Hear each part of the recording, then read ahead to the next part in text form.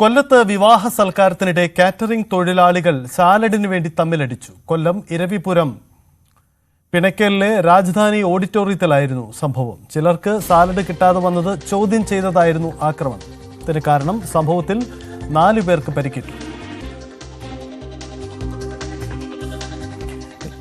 S Vineesh ചേരുന്നു. വിനീഷ്, എന്താണ് സംഭവം? കൊല്ലത്ത് സമാനമായ സംഭവങ്ങൾ മുമ്പും ഉണ്ടായിട്ടുണ്ടല്ലോ.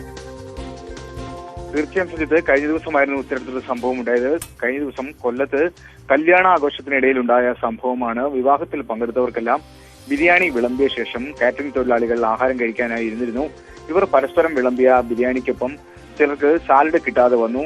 ഇത് ചോദ്യം ചെയ്തതുമായി ബന്ധപ്പെട്ടുള്ള ചില തർക്കങ്ങളായിരുന്നു വലിയ രീതിയിലുള്ള മർദ്ദനത്തിലേക്ക് കലാശിച്ചത്. പിന്നീട് സാലഡ് കിട്ടിയവരും കിട്ടാത്തവരും തമ്മിൽ കയ്യാങ്കളിയിലേക്ക് എത്തിയെന്നാണ് അറിയാൻ കഴിയുന്നത്. ഒടുവിൽ 2 വിഭാഗങ്ങളായി തിരിഞ്ഞ് യുവാക്കൾ ഭക്ഷണം വിളമ്പിയ പാത്രങ്ങളുമായി ഏറ്റുമുട്ടിയ സാഹചര്യമായിരുന്നു ഉണ്ടായത്.